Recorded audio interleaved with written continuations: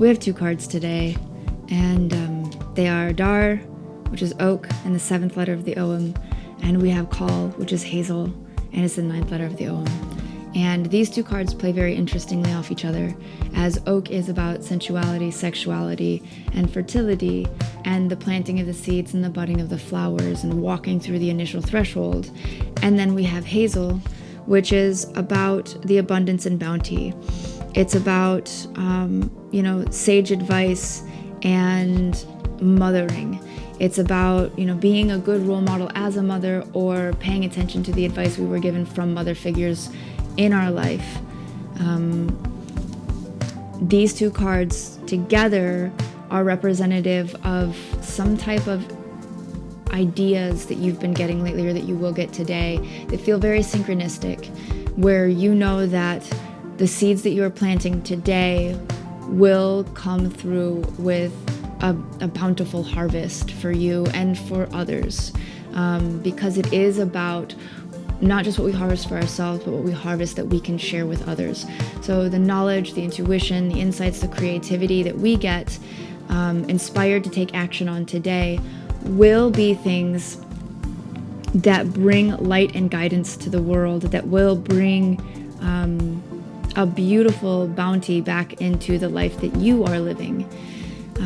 Today is a day to pay attention to synchronicities, to really take the chance of walking through those thresholds that perhaps normally we would not, but that the universe is opening up for us, and to listen to the guidance, to get quiet enough to listen to the inner voice of knowing that we all have, that is really trying to lead us to the places that we would like to be.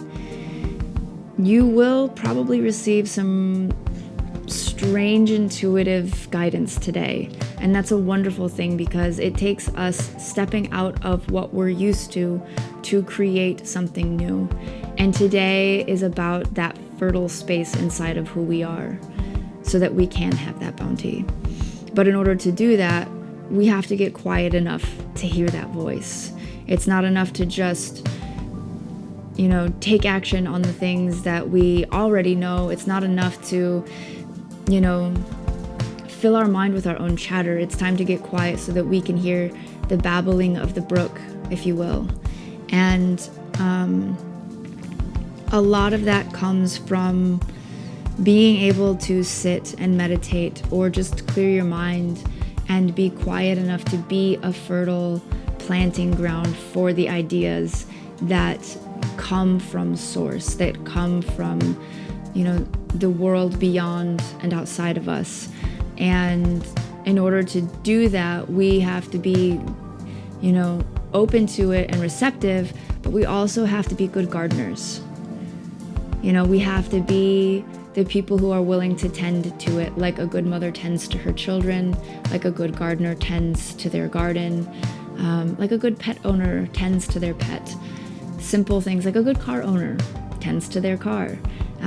All of these things are normalized in our society, but we're being asked to do that on a spiritual and on a creative level. So whether it be taking a small step because you're interested in poetry and getting a dictionary or a thesaurus for yourself, buying that book about that subject, or finally signing up for that class that you've been putting off. Maybe it's even just doing research on YouTube, or the internet in general. It's time to start planting the seeds of information and creativity inside of you, so that you can take those steps through those thresholds to really plant this garden that's going to come back, that you can harvest and that you can really see a beautiful bounty from.